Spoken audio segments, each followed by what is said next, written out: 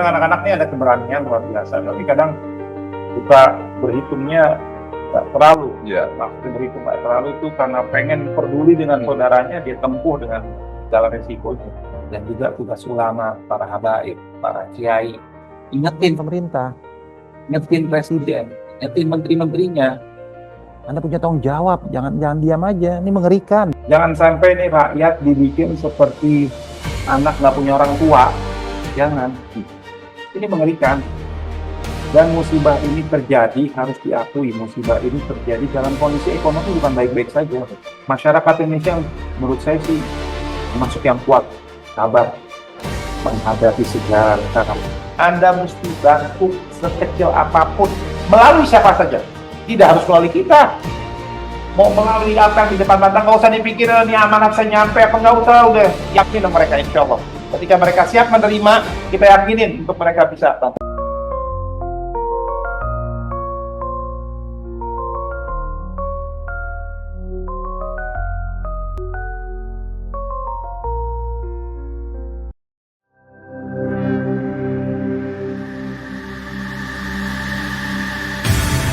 Islamic Brotherhood Television. Assalamualaikum pemirsa IBTV, kembali lagi di podcast kita. Kali ini kita akan membahas kejadian bencana yang terjadi di Aceh, Sumatera Barat, dan Sumatera Utara yang terjadi bencana hidrometeorologi, utamanya itu longsor dan banjir bandang. Kali ini kita sudah bersama dengan Ketua Hilmi, Habib Ali Al-Hamid, dan Wakil Ketua Hilmi, Bang Eko. Assalamualaikum Habib, Assalamualaikum Bang Eko, gimana kabarnya? Ini sudah ada bersama kita para petinggi Hilmi untuk menceritakan apa yang relawan kita lakukan di lokasi bencana. Sebelumnya bisa dijelaskan Habib, Bang Eko, itu bagaimana kondisi yang ada di sana seperti itu?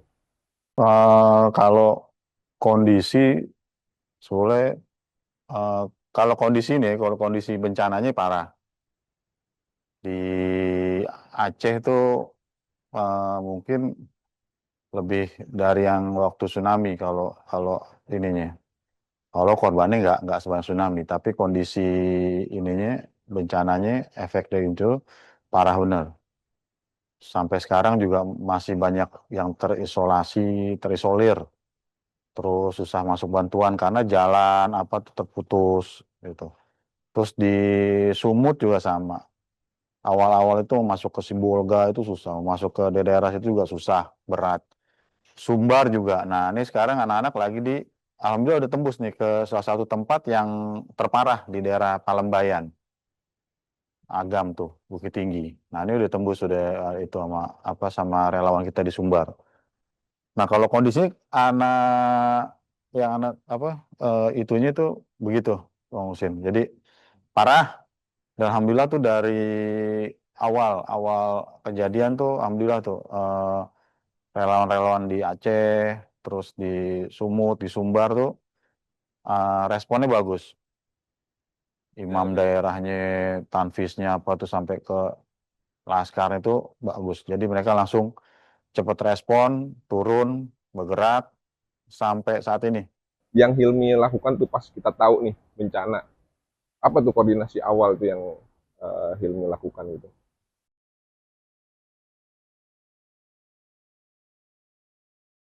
DPP Hilmi ini punya anggota per daerah, per DPD. Grup. Misalnya kejadian di Jawa Barat, jadi katanya langsung di Jawa Barat. Beneran ini kejadian di Sumatera Barat, kita langsung tanya grup Sumatera Barat, atau kadang mereka langsung memberi laporan. Terus kita arahkan langkah-langkah apa aja, mereka biasa sudah paham.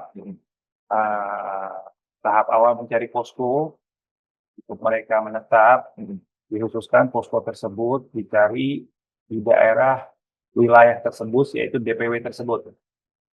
Nah, nanti mereka berkoordinasi dengan kepala-kepala daerah situ. Lalu meminta data seperti biasa, baik data korban, maupun data kebutuhan, kerusakan, dan lain sebagainya. Nah, langkah berikutnya, kita persiapkan apa yang dibutuhkan sama korban, warga, dan sebagainya yang bisa kita bantu. Untuk saat ini, dari awal, memang karena kondisi memprihatinkan banyak daerah yang hilang atau yang sudah tidak ditempati atau tidak layak dan tidak bisa. Tidak bisa masuk kata menurut pemerintah setempat daerah zona merah.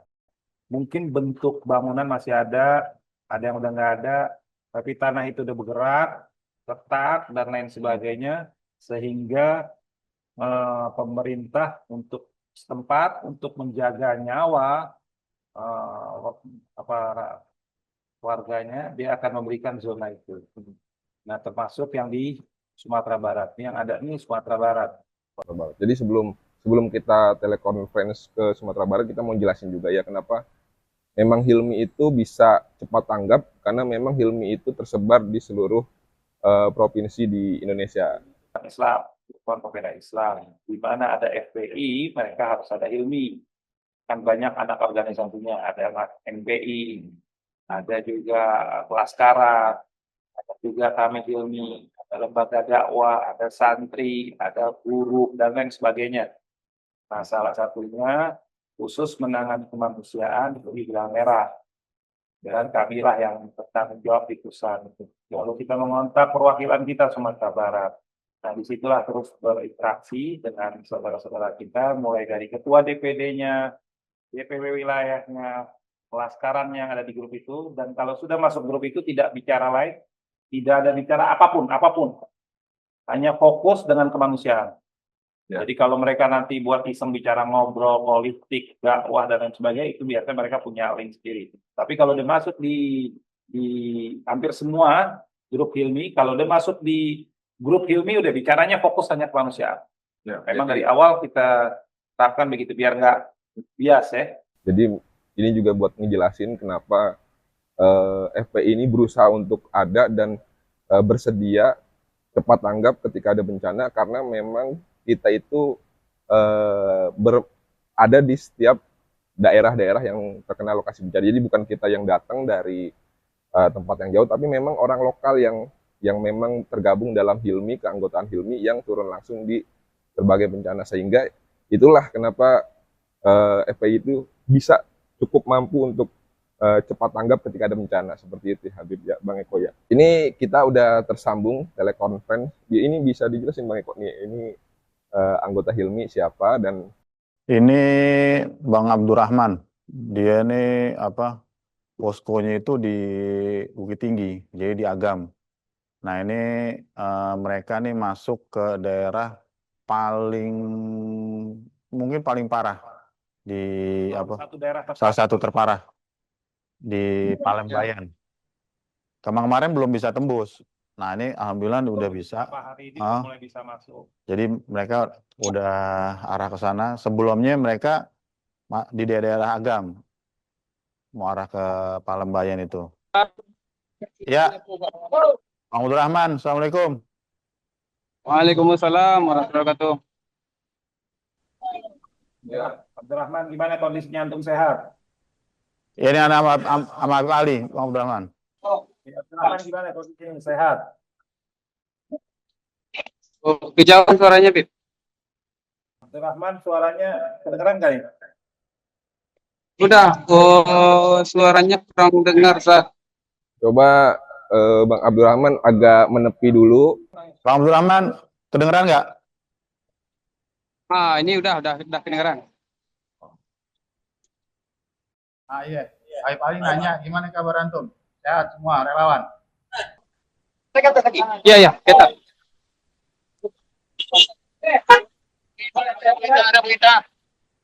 Ya, Bang Abdurrahman. Gimana? Ini lagi di mana nih? Ini lagi di Kayu Paksa nih di daerah Palembayan, Sat. Bib. Oh, Ini bisa jelasin nih Kita lagi kondisi apa nih yang terjadi di sini nih. Ini kegiatan apa ini Bang Abdurrahman?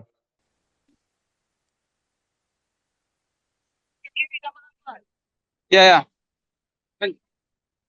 Bang Abdurrahman. Dengar nggak? Iya. Ini lagi giat apa nih relawan? Ke atas. Apa bentar Beb? Oh, Kayaknya dia lagi bagian sembako nih, paket sembako. Sebelum kita bisa sambung sama Abdurrahman, kita ini lagi. Gimana sih gambaran kalau buat yang terjadi di Aceh itu tuh akses kan sampai terputus, katanya ada desa yang juga hilang. Sumatera boleh Habib. Menyediakan sembako hampir 3 wilayah, baik Aceh, Sumatera Barat, Sumatera Utara. Kita menyiapkan kebutuhan warga setempat. Pertama, kita berharap kita memiliki tenaga dan untuk bisa membuat dapur umum. Jika kita tidak bisa bikin dapur umum, berarti kita mendorong masyarakat setempat bikin dapur umum, atau kita mencari tahu yang sudah membuat dapur umum. Setelah mereka membuat dapur umum bisa, kita bantulah mereka dengan kemampuan kita. Kita drop sembako di dapur umum tersebut buat kebutuhan masyarakat.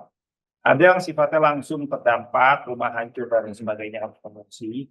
Ada yang sifatnya terdampak dengan artian orang ini rumah nggak kenapa-napa, tapi mereka tertutup, tidak bisa bergerak Terisolasi. keluar dari wilayah itu. Nah, biasanya hal-hal begitu itu dalam waktu sekian hari ke depan, biasanya dalam setelah kejadian, mereka membutuhkan sembako dan lain sebagainya. Nah, daerah wilayah tersebut biasanya kita supply.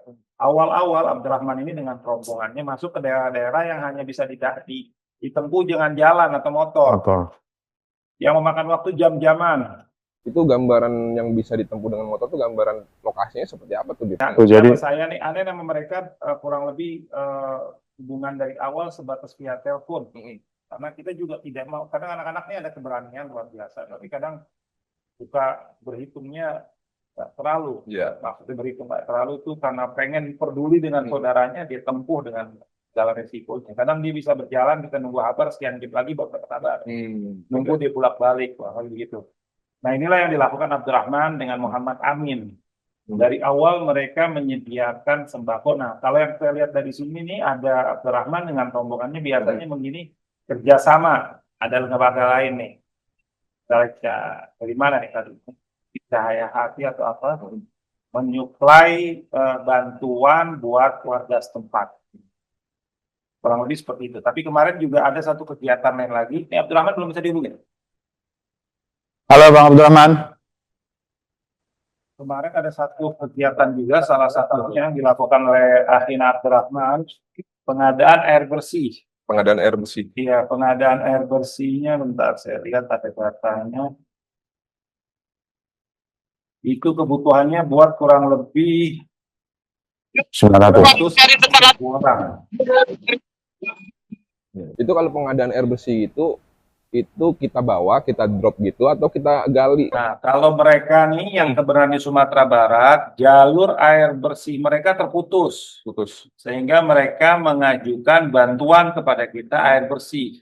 Nama daerahnya, nah, kita kemarin dibantu oleh satu lembaga dakwah yang ada di Jakarta, yaitu Cahaya Hijrah.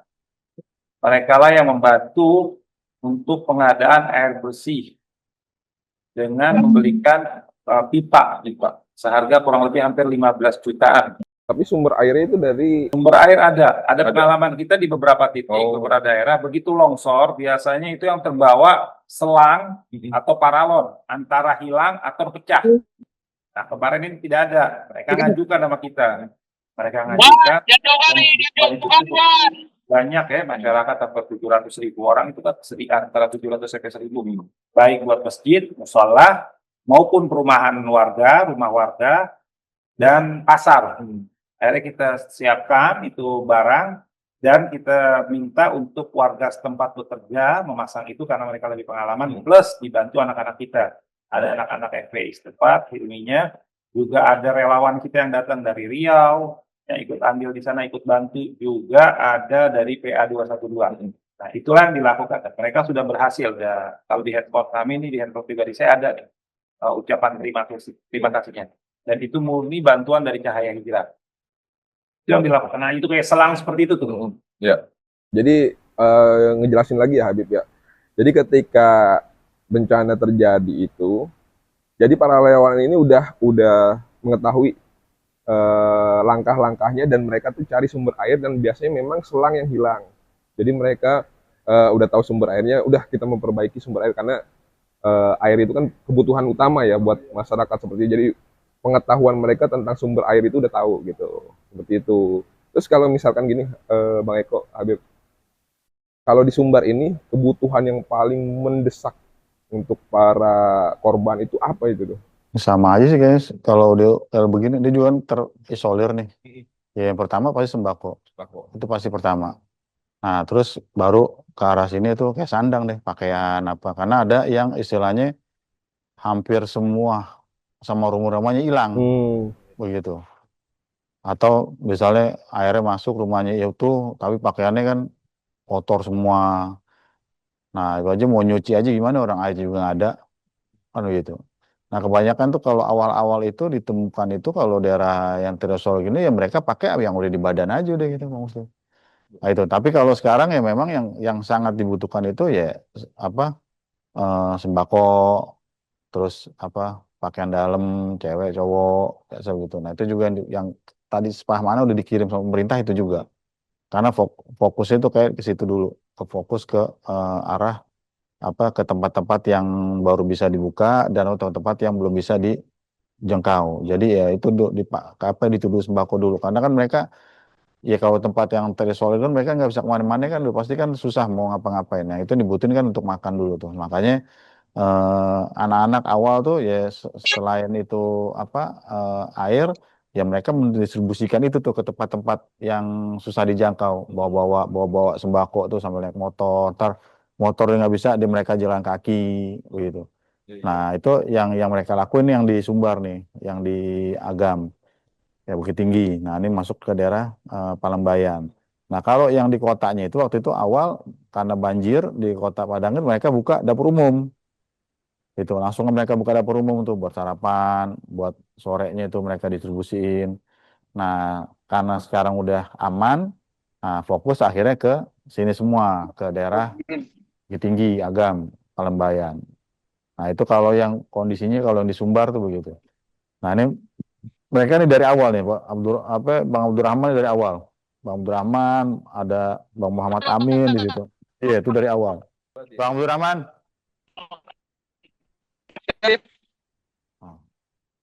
Nama wilayahnya apa tadi? Sekarang kita di saya Palean. Jaringan sepertinya susah ya. Ini bantuan kerjasama dengan Iya, siapa namanya? saya sama Cahaya Hati. Saya Hati. Ini termasuk salah satu daerah terparah sepertinya. Jadi kita di Kecamatan Palembayan Bisa dilewat telepon aja. Ini termasuk yang tadinya terisolir, Bro. Bang Abdurrahman, ini salah satu tempat yang terisolir, yang baru bisa ditembus. Kalau sekarang daerah ini alhamdulillah udah bisa diakses, Beb. Tapi kita juga harus hati-hati soalnya kan longsornya kiri kanan. Ada jalan yang amblas, ada yang hitam. Jadi memang harus hati-hati untuk akses sama sekarang. Ya Allah, selamat. Diberi keselamatan, kesehatan, Abdurrahman. Hati-hati, selamat teman-teman. Ini Bang Eko, selain kesulitan ini kan relawan-relawan soal akses. Ini kan bisa dibilang relawan-relawan juga kan sebenarnya kan korban juga. Itu seperti apa itu, mereka juga korban juga, terus juga mereka membantu masyarakat juga. Jadi kan seperti ini ya. Itu gimana tuh menjelaskannya tuh? Relawan-relawan seperti itu. Jadi yang Anda dapat ceritanya itu di Sumbar tuh, jadi mereka tuh turun, waktu di Padang nih, mereka turun, bagi-bagi nasi, mereka pulang, rumahnya kebanjiran. Jadi awal dia berangkat enggak. Oh enggak. Oh jadi berangkat enggak. Tadinya mereka nih masuk, belum kena, udah bagi-bagi, mereka keluar, udah nggak bisa, daerah tuh udah ketutup. Alhamdulillah masih bisa keluar, belum terputus semua. Nah, emang kalau yang sekarang ini di 3 wilayah tuh hampir semua relawan kita juga kena, Beb. Lagi di Aceh, Beb. Itu di Aceh tuh parah, hampir hampir semua relawan kita di Aceh tuh hampir kena itunya rumahnya. Sumbar juga sama, Sumut sama. Malah Sumut itu sebelum mereka pergi tuh ke arah Sibolga, itu tujuannya, itu mereka masih bersih-bersih rumahnya dulu sambil nyiapin dapur umum gitu. Pas udah semua mereka rumah udah bersih, udah bisa tinggalin, baru mereka pergi ke Sibolga. Ada cerita nggak sih tentang gimana relawan itu melihat para kejadian itu tuh, dari cerita dari relawan itu ada yang seperti apa? Api paling. Mereka merasakan esensi itu ya. Eh, Bagaimana Anda bisa bayangkan kepada itu yang begitu bagus, orang bisa hancur dan tidak punya kehidupan. Kita bisa bayangkan yang tadinya dia tidak pernah dia tidak ada urusan apa-apa, mendadak keluarganya hilang. Terbawa Dan cakupannya luas banget ya harusnya. Dan cakupan bencana itu. sangat. Ada desa yang hilang. Anda bisa bayangkan. Nah, tadi yang saya katakan sebelum saya lupa, itu namanya daerahnya kita pasang air itu daerah Desa Padang Lawe, Malalo, Kecamatan Tanah Datar.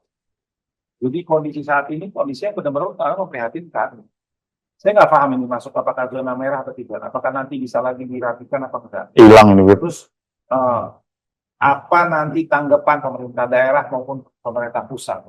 Karena kan dari apa yang kita dengar selama ini dan sesuai dengan yang Allah katakan, a'udzubillahi minasyaitonir rajim, bismillahirrahmanirrahim, dhaharal fasad fil bahri wal barri bima kasabat aydin nas. Dan semua sepakati itu.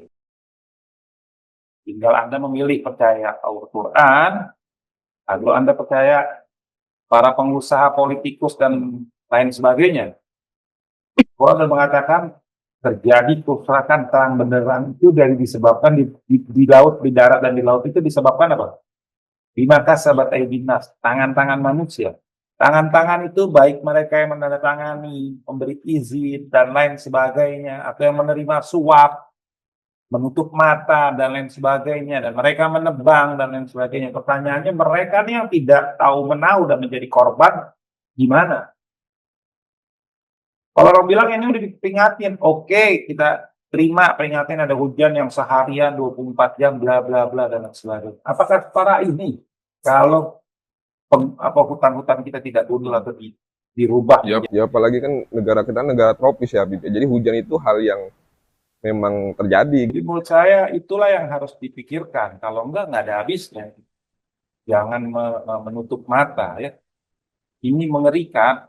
Coba bayangkan kedudukan kita robah. Kalau sekarang kita pemangku jabatan, kita robah. Kita nih seperti masyarakat yang ada sana. Suami yang kehilangan istrinya depan mata dia, depan kehilangan anaknya, kehilangan rumahnya. Coba kita balik. Apa yang Anda rasakan? Kalau Anda manusia, Anda pasti akan sedih. Anda akan nangis, Anda akan teriak, Anda akan minta bantuan. Dan problemnya kadang kita nih, banyak di antara kita berbicara dengan seenaknya karena dia bukan korban. Dia nggak ngerasain itu. Sepertinya Allah udah takut-takutnya Allah udah tutup hati dan mata mereka. Allah tutup Allah ala qulubihim wa ala sam'ihim wa ala absarihim. Takutnya Allah udah tutup, jadi sehingga dia tidak tahu lagi. Dia menikmati memberi makan kepada istri dan anaknya dengan duit-duit seperti itu, tanpa dia sadari dengan saudara-saudaranya yang seperti ini. Jangan sampai nih rakyat dibikin seperti anak nggak punya orang tua. Jangan. Ini mengerikan. Dan musibah ini terjadi, harus diakui, musibah ini terjadi dalam kondisi ekonomi bukan baik-baik saja. Masyarakat Indonesia menurut saya sih termasuk yang kuat, sabar menghadapi segala rintangan, bahkan sabar mendapat ujian dengan kebohongan lagi. Dengan janji-janji orang yang pernah memberi janji, itu kan hal biasa. Ntar yang ini mau jadi, janjinya begini, hilang. Ini mau jadi, janjinya hilang. Sabar. Tapi sampai kapan? Al-bala ya, bala itu bisa menimpa siapapun. Mungkin kali ini mereka. Kita nggak tahu kepada di antara kita seperti apa. dan juga tugas ulama, para habaib, para kiai. Ingetin pemerintah, ingetin presiden, ingetin menteri-menterinya. Anda punya tanggung jawab, jangan diam aja. Ini mengerikan. Ini kita baru hanya sebatas Padang. Nanti kalau kita berlari atau mendengar lagi Aceh, nggak kalah mengerikan lagi. Dahsyat. Mengerikannya itu dalam sudah mereka tertimpa musibah, tapi mereka harus disuruh bersabar dengan lambatnya atau bantuan yang menurut mereka. Nanti kita bisa tanya mereka. Mereka tahu di lapangan. Kurang lebih seperti itu. Jadi memang apa yang dilakukan oleh pemangku kekuasaan atau stakeholder yang terkait ini tidak pernah berpikir jangka panjang untuk kelestarian apa yang dijaga di wilayah kita. Kayu di mana-mana, media sosial sudah memberitakan, masih dijawab. Ya. Itu kayu sisa, kayu ini, Ya. terus tafsir ini, tafsir itu. Jadi Sekarang dia udah nggak bisa ngomong, karena aparat polisi setempat udah menemukan dan udah memberi pernyataan. Ada labelnya, ada beberapa kan daerah yang sudah ada, masih ada labelnya tuh, ada tandanya, kayu-kayu yang udah dipotong. Dan saya nggak paham, mereka ini orang-orang yang duitnya udah kayak itu, mau apa lagi sih yang dikejar?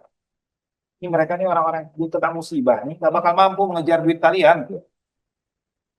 Tapi kalian makan juga sepiring sehari 3 kali, terus buat apa? Dan khususnya, maaf saya mau katakan juga kepada para istri pejabat, anak-anak pejabat, jangan terlalu bangga juga dengan handphone-handphone mewahnya, mobil-mobil mewahnya, dibukain mobil yang otomatis turun. Padahal yang didapatkan dari Anda punya suami, atau Anda punya anak, atau Anda punya keluarga, dari hasil kejahatan, dari memeras, keringat, tangisan, derita, kelaparan, darah, sampai nyawa rakyatnya. Terus apa mau dibanggakan? Ada. Mungkin hidup saya nih, hidup sekarang udah ke 50, nggak sadar. Belum lama saya masih merasakan jalan ngumpul dan lain sebagainya. Lama lagi udah ngerasakan naik sepeda anak pas kecil. Sekarang udah ke 50. Umur kita sampai kapan sih? Tadi begitu Anda ditaruh di kuburan dengan ukuran 1x2, dengan kain kafan yang Anda dibeli di lapangan, apa yang Anda mau dengan harta Anda? Nggak ada. Tapi Anda dituntut dengan segala apa yang Anda lakukan. Dan Anda diam. Bahkan mungkin Anda andil besar dalam musibah-musibah yang terjadi.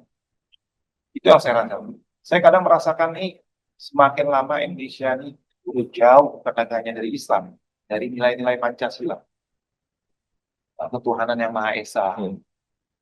Tidak ada lagi ruh agama di diri. Jadi agama hanya dibuat tameng. Yang penting gua haji, yang penting gua sholat, yang penting gua puasa, dan lain sebagainya, gua berbuat baik, ditunjukin, dan lain sebagainya. Dia merasa hanya seperti itu. Kemanusiaan yang adil beradab. Mana adil, mana beradab. Adil yang seperti apa? Seorang ibu yang mengambil kayu dengan urusan tidak seberapa, seorang warga bisa ditangkap, tapi orang yang mendebang luar biasa, pohon dan lain sebagainya. Dan Nanti kita juga akan lihat nih, nggak paham nih ceritanya seperti apa lagi. Siapa yang dihukum, apakah mereka yang punya kasus tanah 10 hektar, 20 hektar, atau benar-benar bos-bos besarnya. Ya di tengah, memang kan belakangan ini kan para pejabat sering flexing ya. Sebenarnya di balik itu juga mereka kan dari harta yang mereka lakukan itu, mereka melakukan penebangan, mereka melakukan kerusakan lingkungan yang akhirnya berdampak bukan pada mereka yang flexing, tapi mereka pada masyarakat kita yang memang pada rakyat juga gitu kan akhirnya. Sedih luar biasa. Indonesia ini kaya dengan segala-galanya, tapi kita miskin dengan SDM yang mampu. Ya tadi ini cobaan kita yang paling besar bukan dari tanah dan lain sebagainya. Tanah kita semua itu ada. Bahkan kalau dihitung-hitung dengan apa yang kita miliki, itu ada yang pernah ungkap, saya Indonesia dalam sebulan itu bisa menghasilkan sekian dalam satu keluarga. Bayangkan sekarang yang susah harus dari TKW ke luar negeri dan lain sebagainya.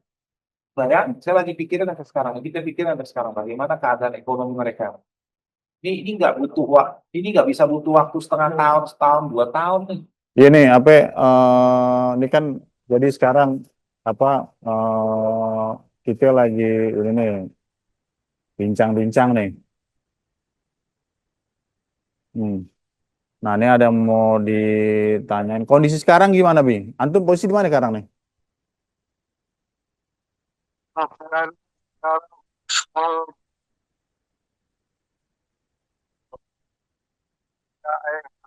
Kecamatan Batang Toru, Tapanuli Selatan. Hmm. Itu arah mau masuk itu, untuk Bolga. Nah, jadi kita dari arah Tapanuli, dari arah Padang Sidimpuan ke Sibolga. Jadi untuk saat ini jalan masih belum terhubung karena kemarin ada banjir susulan sehingga jalan yang sudah dibuat rusak kembali. Jadi ini sekarang pekerjaan normalisasi dari pemerintah untuk mengantisipasi banjir-banjir tiba-tiba dari atas yang turun, antisipasi dengan masyarakat. Tanggal 9 kemarin suasana keadaannya seperti itu. Kita sendiri di posko pada saat itu ya gak kewalahan juga karena mereka berlarian menyelamatkan diri, air naik tiba-tiba. Nah, sekarang saat ini yang sangat dibutuhkan di sini adalah sarana air bersih.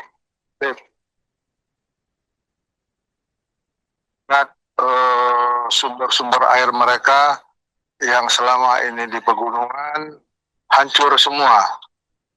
Jadi sarana air bersih itu sangat dibutuhkan sekali di sini, Bib. Itulah kondisinya. Sementara relawan di posisi dapur-dapur umum belum ada yang menyentuh ke rumah-rumah masyarakat. Jadi sekarang ini yang ada bekerja hanya TNI dan Polri. Sama antum ya? FPI dan Helmi hanya berkonsentrasi pada Logistik. dan sekolah gitu. Jadi kita fokuskan ke tempat-tempat umum. Yang udah dilakukan apa, Bi? Halo, Bi. Yang udah dilakukan apa aja?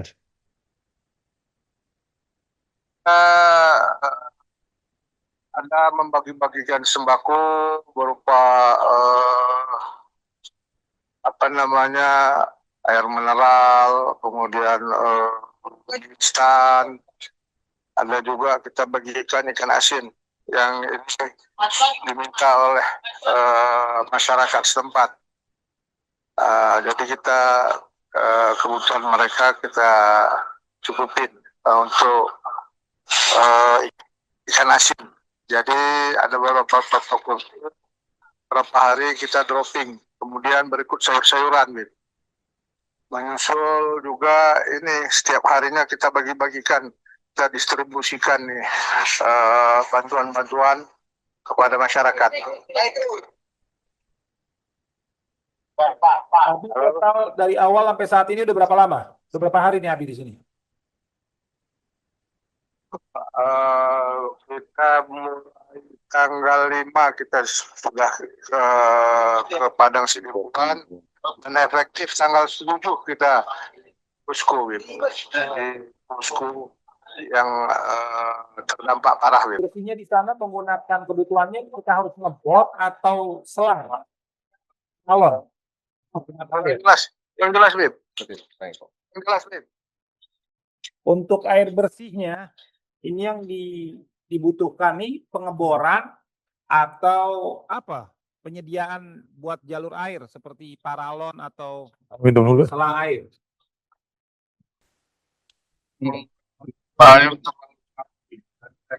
Karena mereka selama ini dari arah pegunungan sekarang itu susah.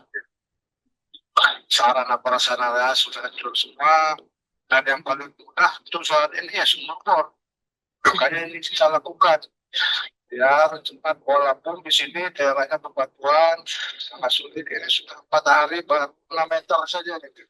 Alhamdulillah. 4 hari 6 meter. Bayangin tuh. Hari Ya. Berarti belum terdapat airnya dong, ya? hubungan bisa. Minimal berapa meter? Kalau 20 meter. Minimal 20 meter. Pertanyaannya daerah situ ada nggak yang ngebor air sebelumnya? Di daerah sini persisnya kan di daerah Posko kita dan beberapa daerah dan memang mahal karena semua biaya sini mahal karena biaya bukannya agak sulit ya apa namanya problemnya sulit biaya agak besar. Oke. Tapi insya Allah antum selawat terus, insya Allah yakin masih bisa ya.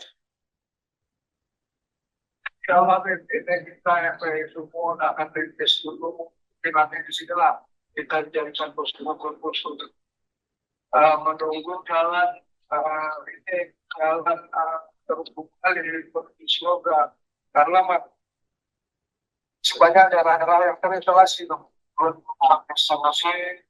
Kemudian kemarin itu ada FPI Pematang Siantar yang dia berlawanan arah dari kita. Itu belum masih sampai sebelum kota Sibolga. Oh, jadi selama ini bantuan ke Sipolga melalui apa? Helikopter atau gimana? Bantuan ke Sibolga saat ini kan Anda bilang tadi, Anda bilang belum bisa ditembus. Pemerintah dengan apa berarti sekarang? Dengan apa? Helikopter atau motor atau berjalan atau apa? Yang Anda tahu ya. Halo Abi. Oh terputus. Ya ini Sibolga sekarang kondisinya seperti apa?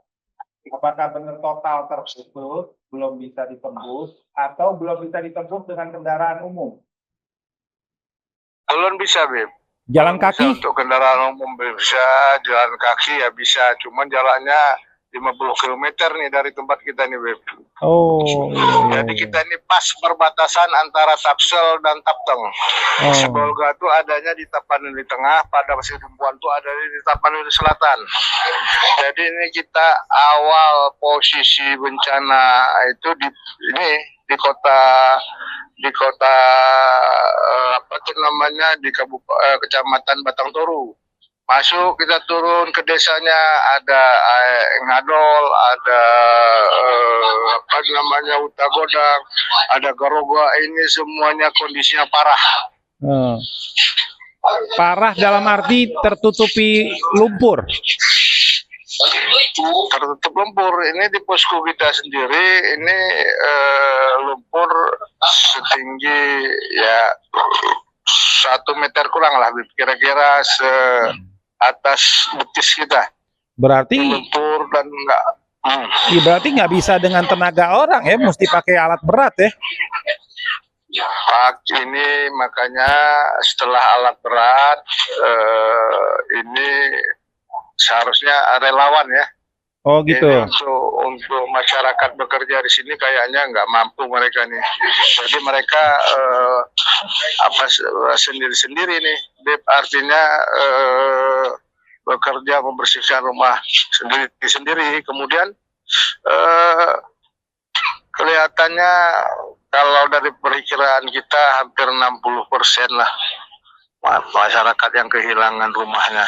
60% kehilangan rumah. Iya, itu di 3 desa tadi itu ya. Iya. 60% kehilangan rumah di 3 desa. Iya. Dan di sini kita ada rumah ibadah yang kita total ada 1, 2, 3, 4, 5. Ini yang kondisinya parah. Dan di posko kita ini alhamdulillah masih bisa terpakai lah. Kemarin itu sudah kita belikan toa supaya bisa ada dengar azan. Kita berikan toa, hanya rusak sedikit, hanya di sanitasi ya, kamar mandi itu hancur. Oke Bi, tadi Abi katakan 60% bisa dikatakan rumah hilang. itu bisa dibangun lagi di tempat tersebut atau tidak? Yang Abi tahu.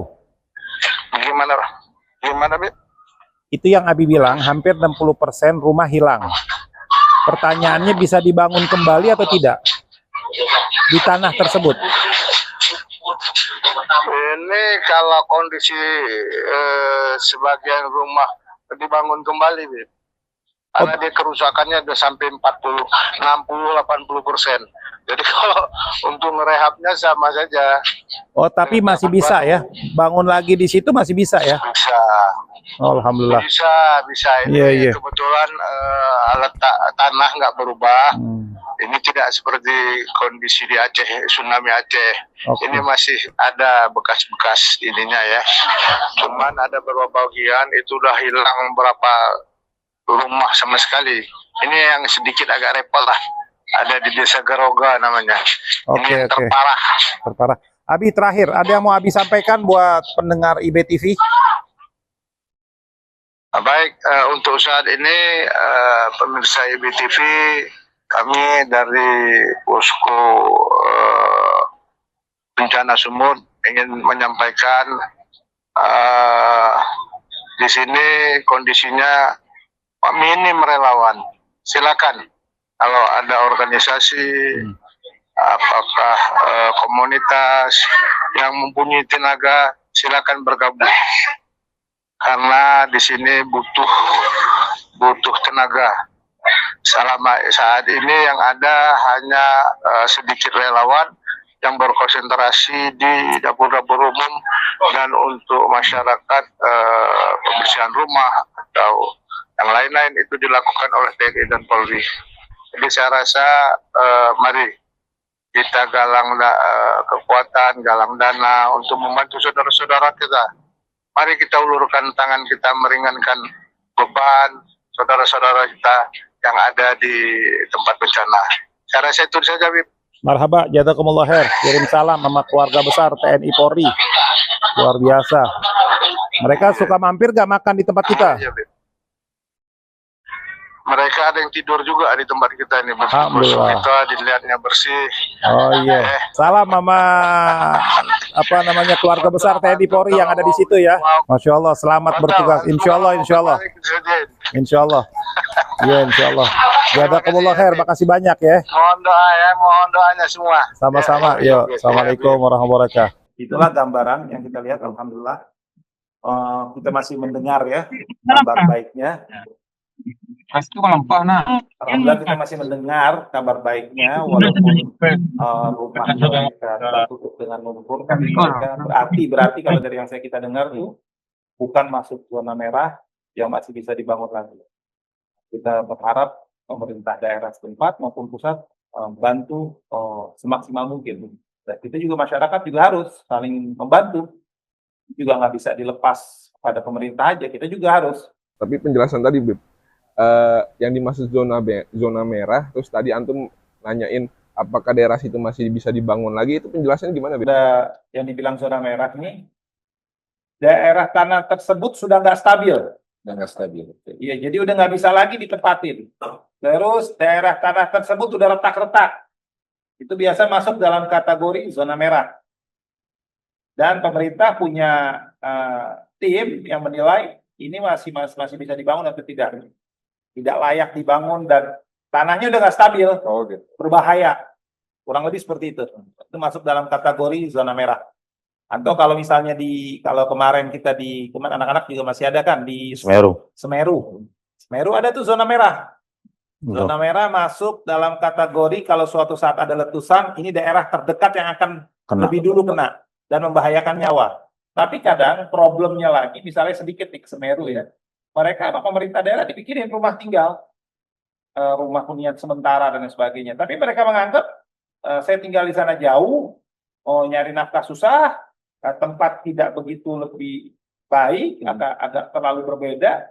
Nah, dia paksakan diri dia kembali lagi, dia bersihkan tempat tersebut, walaupun itu zona merah.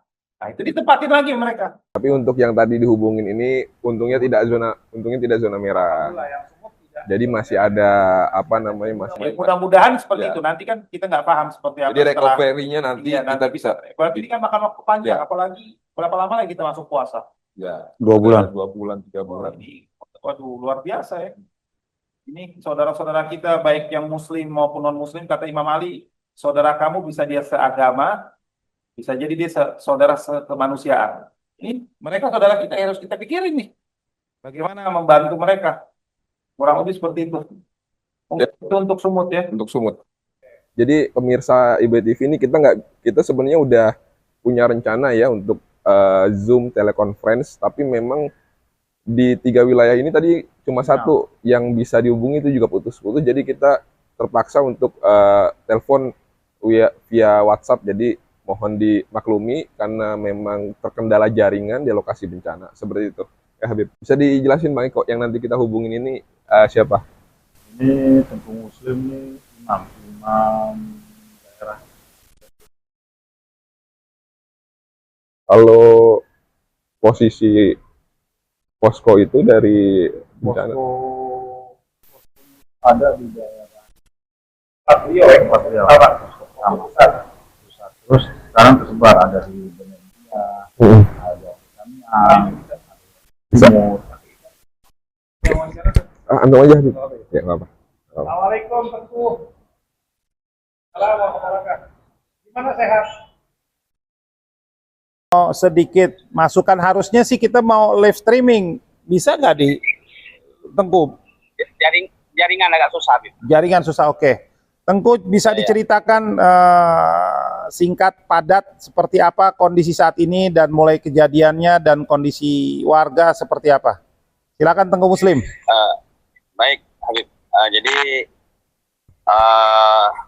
kondisi masyarakat Aceh sekarang masih banyak yang terisolir, masih banyak jembatan-jembatan yang belum bisa dilalui, dan juga tanah longsor yang belum dipindah, terutama Aceh Tengah dan Benar Meriah dan juga Gayo Lues.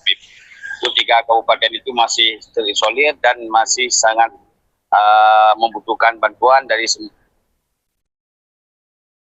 Oh, oke. Halo. Ya, Tengku. Oke, Halo. jadi masih banyak yang Halo, bisa dengar, Bib? ada 3 daerah ya, tadi yang Tengku bilang masih terisolir ya. Dengaran, Bib? Ada 3 daerah yang terisolir. Ada tiga kabupaten itu yang terisolir.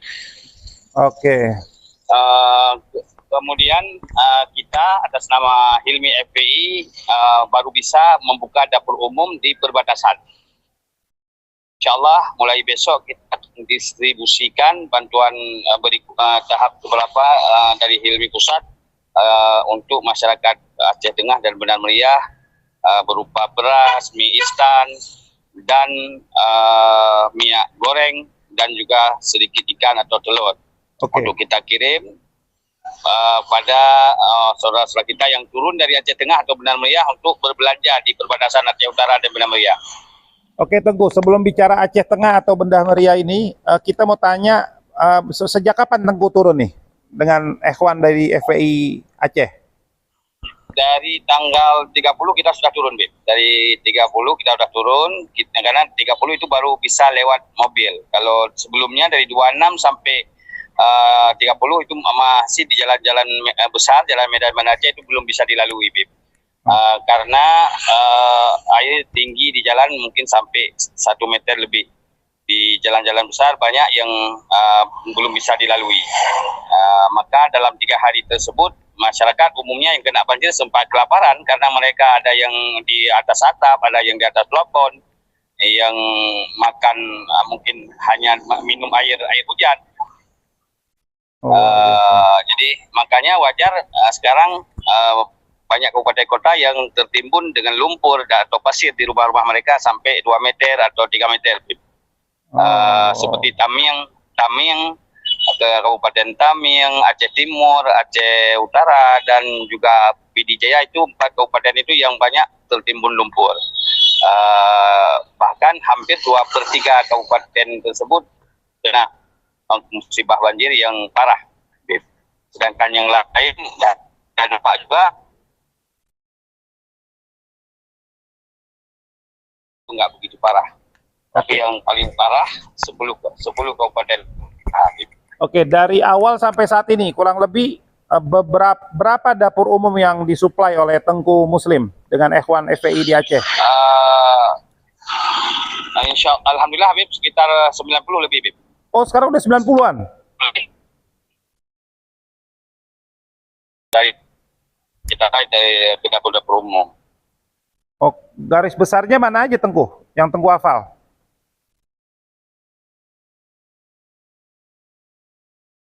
Halo? Halo? Iya. Tengku? Halo? Iya. Iya, Tengku dengar?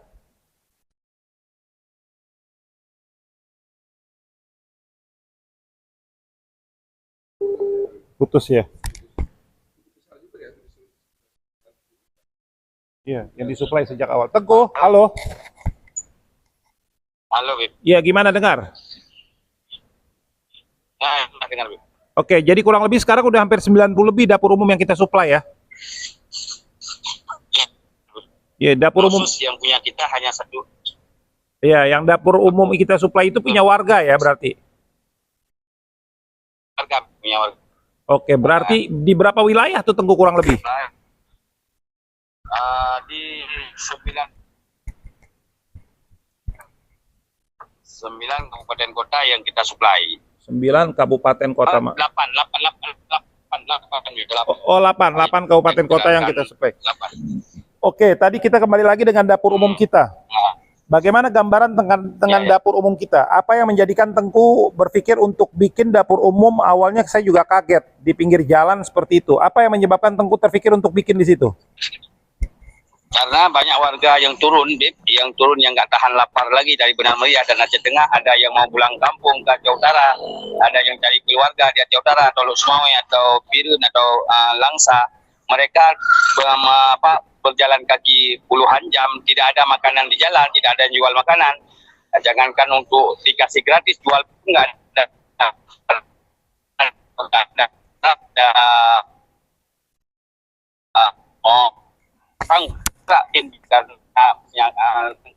Maka kita upaya untuk karena mereka sudah berjalan jam. Halo, terputus ya, Tengku. Halo. Iya, tadi halo Tengku. Dengar. Suaranya jelas Tengku. Suara antum di sini terputus ya. Jadi dia berjalan sampai ada yang puluhan jam.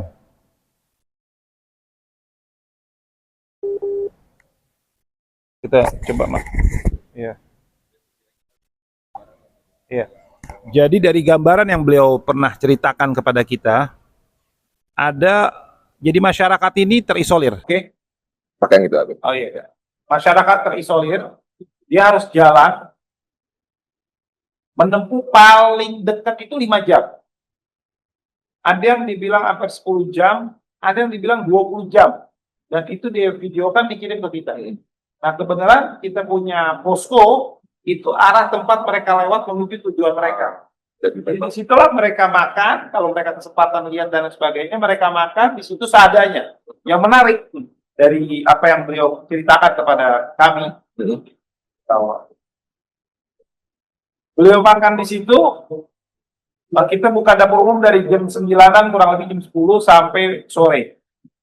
Per hari itu nggak kurang dari 800 sampai 1000 lebih per hari. Dengan nasi, mie, ikan asin, telur, seadanya pokoknya. Terus, bahkan ada yang makan hanya nasi sama mie doang, begitu. Waktu disuruh tambah, dia katakan apa? Janganlah, biar buat yang lain bisa makan. Bayangkan. Dia lapar, dia penting akan bisa masuk makanan, cukupnya, dia mengingatkan orang-orang yang lain. Ini luar biasa. Terus kita tanya, terus bagaimana dengan pemerintah melakukan dengan helikopter? Ya, ada yang bisa ditempuh dengan helikopter, ada yang nggak bisa. Jadi memang Warga itu memang harus mandiri ya untuk mencari sumber makanan. Mau tidak mau, dia punya duit, tapi di perjalanan itu di hutan dan sebagainya nggak ada duit, nggak ada yang jual. Jadi harus berjalan. Kemarin dia kirim video ke saya, seorang ibu yang menggendong anaknya masih kecil dalam keadaan kedinginan, kelaparan. Jadi sekarang salah satu dapur umum kita pusatnya kemarin hari ini kita udah supply lagi untuk minimal 3 ton beras hari ini. Sebelumnya walaupun beras di kilo 18.000 sekarang liter nih di tempat beliau nih bawah. Sekarang udah menjadi 30 sampai 25.000. Ini bicara eceran ya. Karena kalau yang pom-pom saya rasa nggak tahu ada tidak, karena listrik aja nggak mati. Hidup mati. Bahkan di daerah yang orang itu jalan itu harga itu dijual 100.000 per liter Pertalite. Ya. Jadi seperti itu. Jadi kondisinya benar-benar memprihatinkan. Nah, sampai saat ini kita pusatkan, kita punya posko di Bendanaria itu. Iya. Dan mereka yang datang dari atas, warga sana tadi sempat kita wawancara, warga di sana penghasilannya kopi, cabai, kopi, sayur-sayuran. Jadi mereka yang punya cabai, mereka punya sayur, mereka bawa ke bawah di barter kalau nggak ada duit.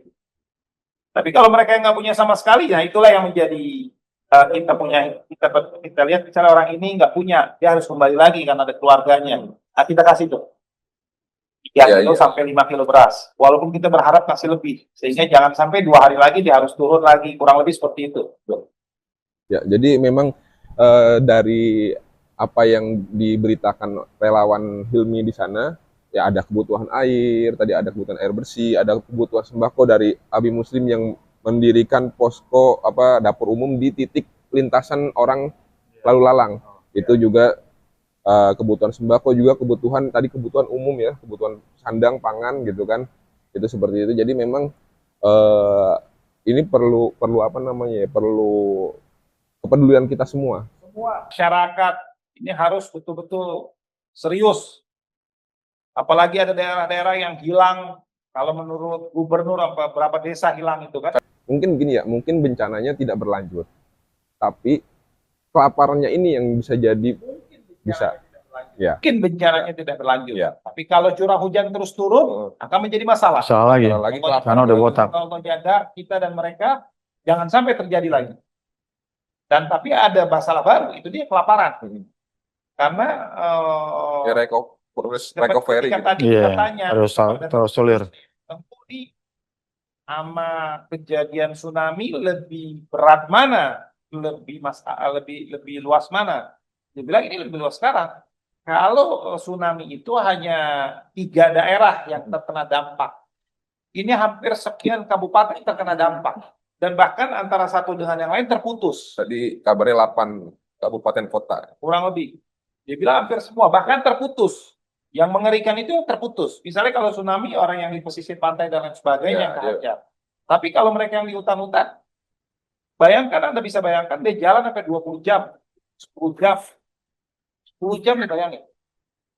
Saya berharap nih, waduh, pendengar dan mereka yang punya tanggung jawab ini, coba jalan setengah jam dulu ngerasain. Ada yang bopong anak. Ya mungkin dia berhenti, jalan kaki dia berhenti. Ini tanggung jawab yang luar biasa.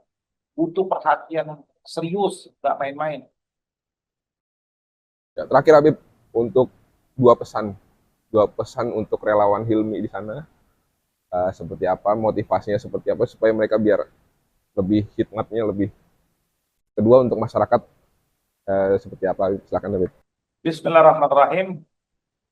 Kita dari keluarga besar DPP Front Persaudaraan Islam Tunggal Merah mengucapkan jazakumullah khair wa ahsana jaza barakallahu fikum untuk ikhwan kita, para relawan yang terus berjibaku untuk membantu saudara-saudaranya meringankan beban mereka. Seperti yang tadi kita dengar, insya Allah akan ada ganjaran yang luar biasa. In ahsantum ahsantum li anfusikum wa in ahsantum falaha. Sesungguhnya kebaikan yang antum perbuat ini itu kembali kepada diri Anda sendiri. Dan juga kita yang ada di pusat, Minta doa dari kalian. Kalian ini orang-orang yang hebat, luar biasa. Saya yakin kalian punya doa nih digabulkan sama Allah. Karena Anda mengurus bukan satu, dua, tiga orang. Ribuan, puluhan ribu orang yang Anda urus. Jangan lupa doain kita. Doain negeri kita. Supaya semua terbuka. Semua. Bukan lagi untuk menyalahin. Salah menyalahkan. Kadang-kadang tergerak hatinya mau peduli. Mau tahu.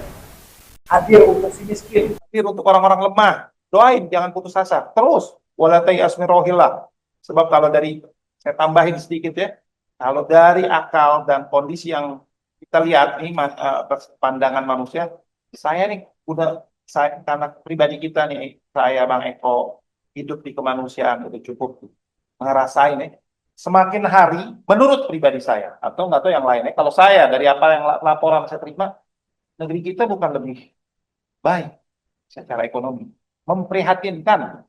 Saya tadi sempat wawancara dengan salah satu orang yang kita bantu daerah Garut. Bayangkan ada guru yang ngajar dari hari Senin sampai Jumat, gajinya 250.000 sebulan. Coba bayangkan, buat apa 250.000? Bagaimana makannya dia? Sampai wawancara Pak Krisna mikir, ini 250.000 pada makannya gitu. Sedangkan orang di Jakarta buat kitolnya aja, buat parkirannya aja, buat basa-basi ini itu dan sebagainya udah bisa sehari Pak, lebih dari itu. Ini sebulan. Jadi kondisi kita bukan lagi baik-baik saja. Jadi kepada relawan terus semangat. Memang saya juga, dan jaga kesehatan. Karena Anda betul-betul diharapkan siapapun, baik dari FPI, dari Nahdlatul Ulama, dari MUI, dari Mersi, dari Al-Irsyad, dari Robito, dari IJMI, dari manapun yang peduli, luar biasa. Karena ingat, dan jangan lupa terus minta kepada Allah. Ketuk pintu Allah, tangiskan di hadapan Allah. Semoga Allah menggerakkan para pemimpin kita peduli dengan rakyatnya. Ingin mewakafkan dirinya. Kita pengen tuh pemimpin yang mewakafkan dirinya. Buat Allah, buat Rasulullah. Dengan sendirinya dia, ya Allah, dia menganggap rakyatnya benar-benar sebagai anaknya. Gak ada lagi basa-basi, udah capek. Iya Pak, listrik akan nyala. Oh ini bala hanya, musibah ini hanya sebatas di media sosial. Udah jangan bicara. Bayangkan kalau itu ibu Anda, anak Anda, keluarga Anda jalan kaki berjam-jam. Tanggung jawab. Satu langkah dia, itu Anda dipertanggungjawabkan di akhirat. Dan kepada keluarganya yang juga punya keluarga pejabat, jangan bangga dengan harta yang kalian miliki. Kalian akan dipertanggungjawabkan. Akan ditanya dari mana Anda dapat. Dan Anda hasilkan. Ini ngeri luar biasa. Gak ada lagi tuh ketika kita ditanya marrobuka wa man nabiyuka dan lain sebagainya. Anda gak bisa jawab kalau begini caranya. Rakyatnya udah derita luar biasa, saya nggak tahu mau ngomong apa lagi. Anda banyak lagi cerita yang diberikan dari Tengku Muslim itu sebenarnya dengan kondisi baik yang di Aceh maupun yang di Sumatera Barat maupun Sumatera Utara. Mengerikan luar biasa. Di luar musibah dan bencana, belum lagi masalah kesehatan. Kami ada kasus lagi orang yang sakit, yang udah mendapat rujukan, harus berjalan, terbakar badannya. Nanti saya unjukkan kalau bisa ditampilkan, tampilkan nanti sedikit. Terbakar badannya. Dia harus kembali ke satu rumah sakit, perjalanan kilo-kiloan nih, jam-jaman. Sampai sana hanya dikasih surat rujukan. Jadi saya lihat rasa kemanusiaan kita semakin lama semakin hilang. Mengerikan. Jangan sampai ini bala bukan lagi datang pada orang-orang tertentu. Bisa semua-muanya nih mengerikan. Dan juga kita dengar kemarin di media sosial, insya Allah semoga Bapak Prabowo dan semua yang punya kepentingan mau membuka. Ada bantuan dari saudara-saudara kita di Malaysia, hampir 500 ton. Saya baca di media sosial ya. Tolong dipermudah. Biar bisa masuk dan membantu saudara-saudara kita baik di Aceh, baik di Sumatera Barat, dan Sumatera Utara. Itu untuk para relawan. Tadi satu lagi buat apa? Untuk masyarakat yang melihat. Masyarakat peduli terus. Kata Rasulullah SAW, innamal mu'minuna ikhwah faslihu baina akhwaykum. Kata Rasulullah SAW, "Man la yahtabi umuril muslimin falaysa minna." Orang yang tidak peduli dengan saudaranya bukan bagian dari itu. Anda mesti bantu sekecil apapun melalui siapa saja. Tidak harus melalui kita. Mau melalui apa yang di depan mata, nggak usah dipikir ini amanat saya nyampe apa nggak usah, udah yakin mereka insya Allah. Ketika mereka siap menerima, kita yakinin untuk mereka bisa bantu. Dan terus berdoa, jangan putus asa. Dan juga Imam Ali tadi saya katakan, Imam Ali Amirul Mukminin alaihissalam mengatakan, kita bisa menjadi saudara kamu seagama dan dia juga bisa menjadi saudara kamu kemanusiaan. Jadi ini kepedulian ini bukan hanya datang dari, bukan hanya karena Aceh mayoritas Islam terus harus membantu saudara kita Islam, tidak. Semua harus peduli. Begitu juga misalnya di Sumatera Utara yang mengenal, oh ini ada yang Muslim, udah gak ada hilang begitu semua. Itu semua saudara kita sebangsa setanah air yang butuh bantuan dari kita. Kurang lebihnya itu dari saya, mohon maaf kalau ada kurang-kurang. Insya Allah dalam waktu dekat, Bang Eko akan mengirim relawan ke Sumatera Utara atau ke Aceh. Karena yang paling dibutuhkan Aceh, karena permintaan sekarang yang mungkin hari ini udah mulai kerja, pembersihan rumah sakit yang walaupun sebelumnya saya sudah lihat dibersihkan oleh para TNI Polri dan mungkin ada butuh bantuan tenaga dan sebagainya. Nggak bisa juga TNI Polri kita minta mereka doang. Ini besar, ini mesti semua, dan juga nggak bisa masyarakat tanpa TNI Polri. Ini butuh. Jadi antara masyarakat, rakyat dengan negara harus bekerja sama. Juga ulama-ulama jangan lupa terus teriakan tentang hal-hal yang baik-baik dan mengingatkan. Dan juga pemerintah jika diingatkan, jangan juga merasa sesuatu yang ada yang ingin memojokkan, enggak. Kata Imam Ali, sahibuka man nahak wa, kata Rasulullah, apa ada perkataan sahibuka man nahak wa adu kaman adrab. Saudara kamu adalah orang yang menegur kamu. Menegur apa? Dalam keadaan ketika kamu salah. Itu saudara kamu. Kamu lagi jalan, di depan ada jurang. Ali, hati-hati, ada jurang. Itu berarti orang baik gak? Ya, baik. Kalau dia dimin aja, biar jempung. Nah, kan jempung. Itu orang baik apa enggak? Ya, wa'adu kaman adrab. Dan musuh kamu adalah mendiamkan kamu. Itu kalau ada orang mau jatuh, didiemin. Itu musuh kamu tuh. Jadi kalau ada orang menasihati, jangan. Ini terima kasih. Berarti ada orang sayang. Menegur kita di manusia, punya kesalahan dan lain sebagainya. Ulama bisa punya salah, habaib, kiai, staf, gus, dan lain sebagainya punya salah, apalagi pemimpin juga punya salah, baik DPR, pemerintah, menteri, dan lain sebagainya. Tapi jangan jadikan kesalahan ini sesuatu yang kuman, dia suka dengan kesalahan, menutup mata dengan kejahatan dan lain sebagainya. Jangan, tanggung jawab, semuanya punya tanggung jawab di hadapan Allah nanti kelak. Kurang lebihnya itu dari saya, mohon maaf, karena saya berpikir begini, bayangkan, jika seseorang pernah memimpin, setelah dia turun memimpin, dia duduk di kursi jalan TV, rakyatnya semakin hari susah.